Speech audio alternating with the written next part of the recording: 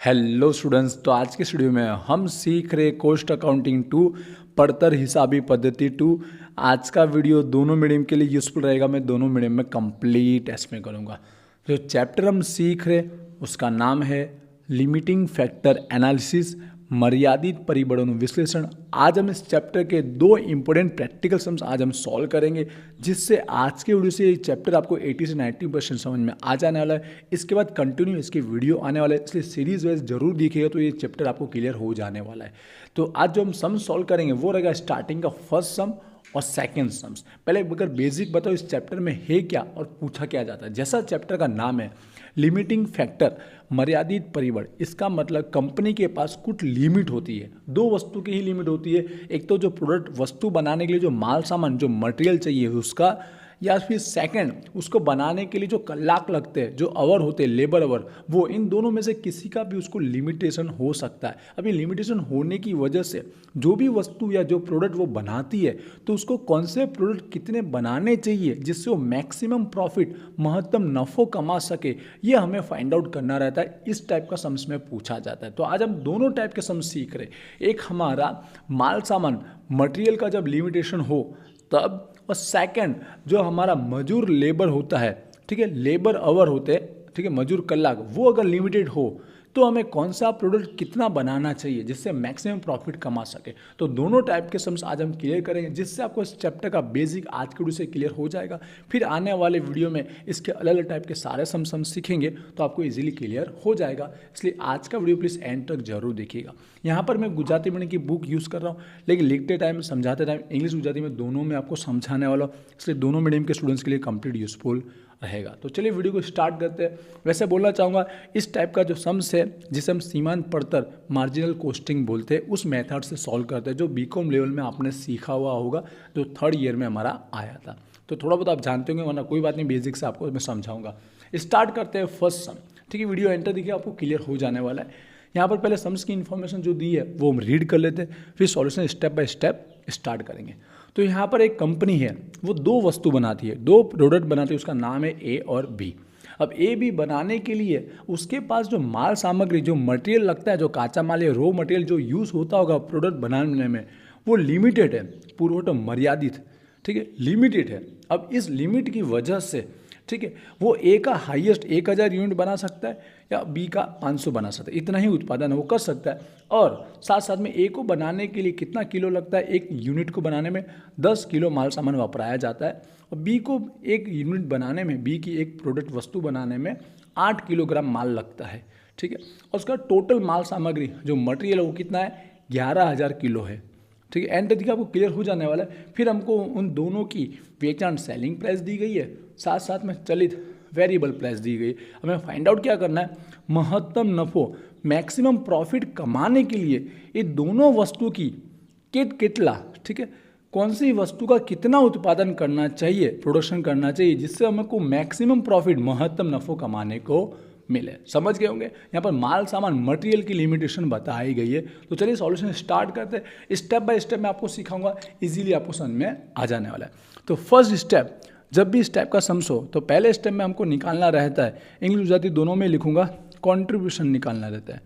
पहला वहाँ निकालना रहता है कॉन्ट्रीब्यूशन पर यूनिट निकालना रहता है, या पर यूनिट कॉन्ट्रीब्यूशन कैसे भी लिखे, गुजराती में जिसे हम बोलते हैं एकम दीठ फाड़ो, हमें फाइंड आउट करना रहता है। तो एकम दीठ फाड़ो का फॉर्मूला आपको इजीली याद होगा।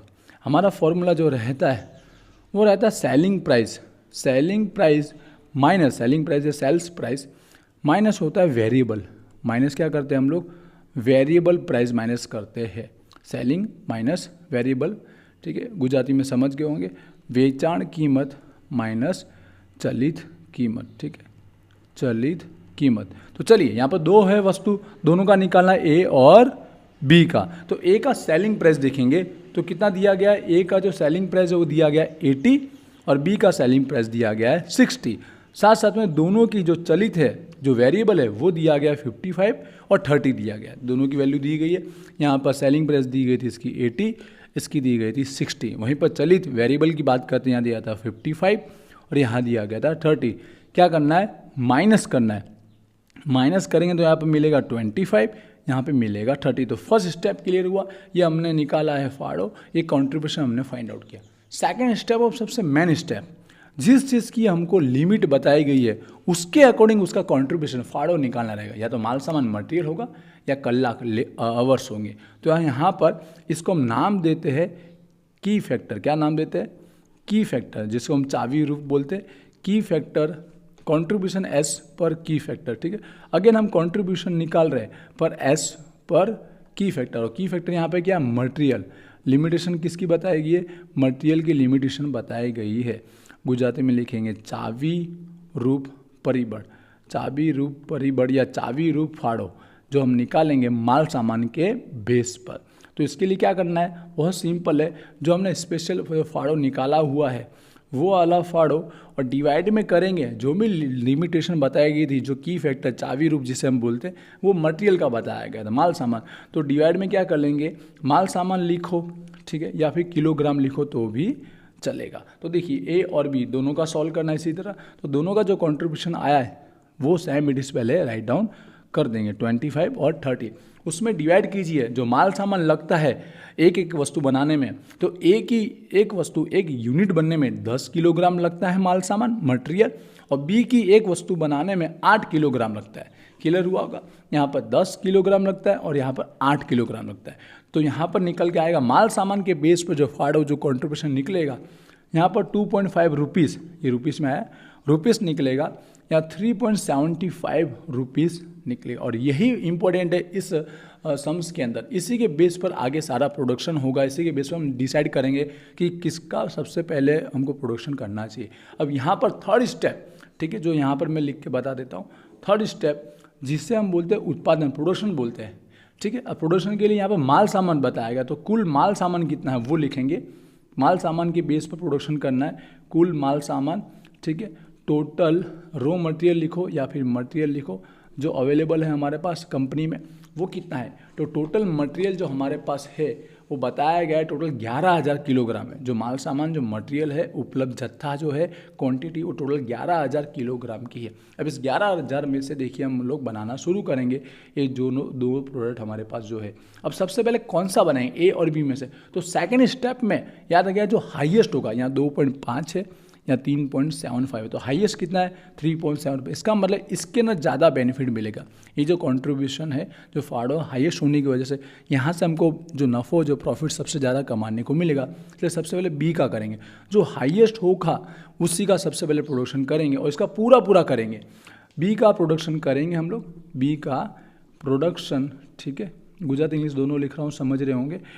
जो उत्पादन करेंगे वो पूरा करेंगे। बी की कितनी यूनिट बना सकते हैं, हमारी कैपेसिटी हमने यहाँ बताया हुआ है।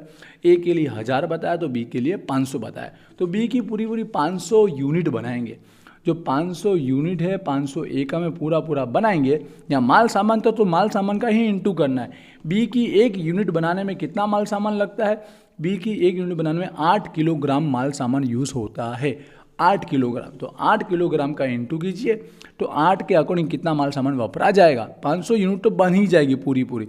8 के अकॉर्डिंग करेंगे तो 4,000 किलोग्राम, 4,000 केजी माल वपराएगा। तो 4,000 इसमें से कम हो जाएगा, 4,000 माइनस कर देंगे। अब कितना बचेगा? 7,000 केजी का माल सामान मटेरियल बचेगा।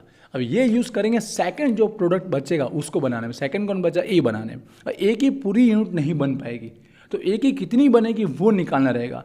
तो ए की जो प्रोडक्शन है वो निकालना, ए का उत्पादन कितना करेंगे, कितना यूनिट करेंगे वो निकालना, जिसके लिए 7,000 केजी का यूज़ करना है। टोटल 7,000 ही केजी है। डिवाइड में यहाँ पर डिवाइड करना है, यहाँ पर इंटू होता है क्योंकि इसकी 500 पूरी बनेगी। यहाँ पर इसकी 1000 यूनिट बोली गई है, लेकिन 1000 पूरी बनेगी नहीं। अब एक को बनाने में कितना लगता है? 10 किलोग्राम लगता है एक ही प्रोडक्शन वस्तु बनाने में।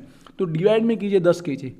एक ही एक वस्तु बनाने में 10 केजी यूज़ होता है, तो टोटल कितनी वस्तु बन पाएगी? 7,000 केजी हमारे पास माल सामान है, एक को बनाने में 10 लगता है। हमेशा डिवाइड कीजिएगा, तो यहाँ पर इसकी 700 यूनिट बन पाएगी, 700 एकम बन पाएगी। जो कम होगी 1000 बताया था टोटल मैक्सिमम हमारी कैपेसिटी पर, 700 होगी। एक फर्स्ट वाले की पूरी बनेगी और सेकंड वाले की थोड़ी कम हो जाएगी, ठीक है। तो अब लास्ट में चौथे स्टेप में हम बता सकते हैं, जिसको हम बोलते हैं कि कितना उत्पादन हुआ, इष्ट उत्पादन। इष्ट मतलब श्रेष्ठ उत्पादन, श्रेष्ठ जिससे महत्तम नफो कमा सकते हैं। इंग्लिश में बोलेंगे ऑप्टिमम, ठीक है, ऑप्टिमम प्रोडक्शन मिक्स ऐसा बोला जा सकता है, जिसमें दोनों ए और बी का हम बताएंगे। तो ए का कितना हो रहा है, ए का तो हो रहा है 700 यूनिट, ए का 700 यूनिट, और बी का कितना बना, पूरा 500 बन रहा है, बी का बनेगा 500 यूनिट। इस तरह से हम इनका प्रोडक्शन करेंगे तो जिससे हमको मैक्सिमम प्रॉफिट, महत्तम नफ़ो कमाने को इस कंपनी को मिलेगा। आइए भाई, टोटल जो 4 स्टेप में इसका सम्स हुआ है वो आपको समझ में आया होगा। ये माल सामान की लिमिटेशन बताए थे, माल सामान के बेस पर कैसे सॉल्व किया, ठीक है। बाकी same it is some second अभी हम सॉल्व करेंगे, बिल्कुल ऐसा का ऐसा ही होने वाला है। एंटर दिखेगा, कोई कंफ्यूजन तो आपको क्लियर हो जाएगा, ठीक है। आगे बढ़ते हैं नेक्स्ट सम्स की ओर। नेक्स्ट सम्स सेकेंड बिल्कुल ऐसा का ऐसा है, पर इस बार कलाक आवर्स की लिमिटेशन बताई गई है। सम्स को पढ़ते थोड़ा सम्स अलग ढंग से दिया है, समझते। यहाँ पर भी ओ और पी ये दो वस्तु का उत्पादन करती है एक कंपनी। अब यहाँ पर थोड़ी बेसिक ज़्यादा इन्फॉर्मेशन दी है, सेलिंग वेचाण कीमत भी दी है, साथ में मटेरियल जो लेबर आवर लगते हैं वो, चलित वेरिएबल, साथ में स्थिर फिक्स भी दिया है। अब यहाँ पर पैराग्राफ में जो दिया है वो सबसे मैं रीड कर लेते हैं। यहाँ पर दोनों वस्तु या कोई भी वस्तु को बनाने के लिए हमारा अछत किसकी कमी है, किसका लिमिटेशन है, श्रम लेबर आवर का, कलाक का लिमिटेशन है। तो कई पैदाश में उत्पादन करूँ नफाकारक बन से, किस प्रोडक्ट का प्रोडक्शन करना हमारे लिए नफाकारक प्रॉफिटेबल रहेगा। अब दोनों के लिए बताया कि ओ की वस्तु हम 1000 तक बना सकते हैं और पी जो है वो 2000 तक हम बना सकते हैं। टोटल कितने कलाक हमारे पास है, मजदूर कलाक, लेबर आवर 40,000 कलाक हमारे पास है। वहाँ मटेरियल था, यहाँ लेबर आवर है, समझ गए। तो महत्तम नफ़ो कमाने के लिए किस यूनिट का कितना उत्पादन प्रोडक्शन हमें करना चाहिए, ये हमें फाइंड आउट करना है। बिल्कुल सेम इट इज, बस यहाँ पे कलाक की लिमिटेशन आ गई, आवर्स की लिमिटेशन आ गई, वहाँ पर मटेरियल थी, बाकी सेम प्रोसेस हमें करना है। तो चलिए इसका सॉल्यूशन स्टार्ट करते हैं। बिल्कुल ऐसे ही स्टेप बाय स्टेप करना है, वही 4 स्टेप में हमको आंसर लाना है। इजीली आपका रिपीट हो जाएगा और आपको समझ में भी आ जाएगा। तो क्वेश्चन नंबर 2 कर रहे हैं। फर्स्ट स्टेप जहाँ पर हम क्या फाइंड आउट करते हैं, पर यूनिट कंट्रीब्यूशन हमें फाइंड आउट करना रहता है। राइटिंग आगे पीछे रहेगी, थोड़ा स्पीड में लिख रहे हो इसलिए, और दोनों मीडियम में लिखना रहता है इसलिए। यहाँ पर लिखेंगे हम एकम दीठ फाड़ो, जिसका फॉर्मूला आप लोग को पता हो गया होगा, ठीक है। वेचाण माइनस चलित क्या होता है, वेचाण माइनस चलित सेल्स माइनस वेरिएबल होता है। यहाँ पे 2 प्रोडक्ट है ओ और पी। अब यहाँ पर देखेंगे ना, वेचाण की सेलिंग की तो प्राइस दी गई है, चलित यहाँ पर दिया गया वेरिएबल, लेकिन साथ साथ में माल सामान, मटेरियल और मजदूर कलाक, लेबर आवर भी दिया गया, ये भी चलित वेरिएबल में ही आता है। मतलब इन तीनों का टोटल करके टोटल चलित वेरिएबल हमें फाइंड आउट होगा। तो पहले इन तीनों को प्लस कर देते हैं, समझ गए, पहले चलित की टोटल अमाउंट निकाल देते हैं। तो स्टार्ट करते हैं, समझ गए होंगे। तो यहाँ पर पहले माल सामान को ऐड करेंगे, माल सामान, मटेरियल की अमाउंट को ऐड करेंगे। मटेरियल कितना दिया था, डायरेक्ट इसकी अमाउंट दे रखी है 50 रुपीज़ और 40 रुपीज़।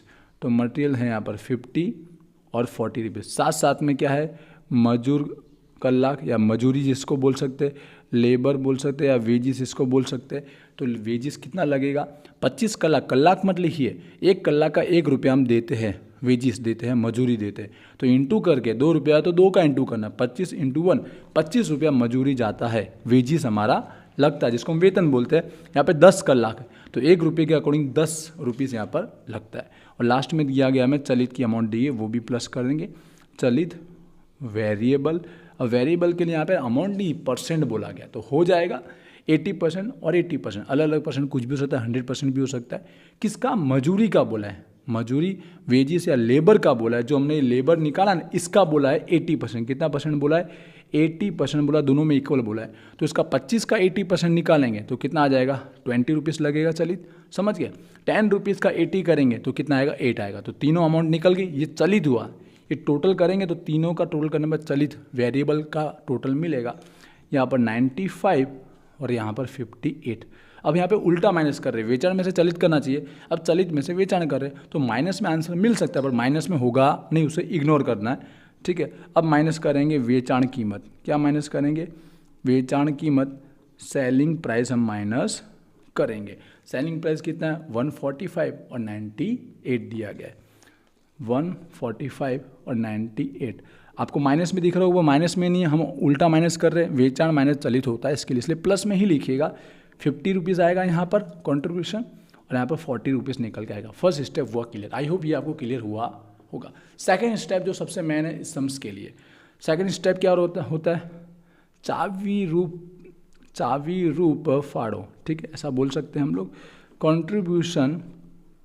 कॉन्ट्रीब्यूशन एज की फैक्टर, समझ गए।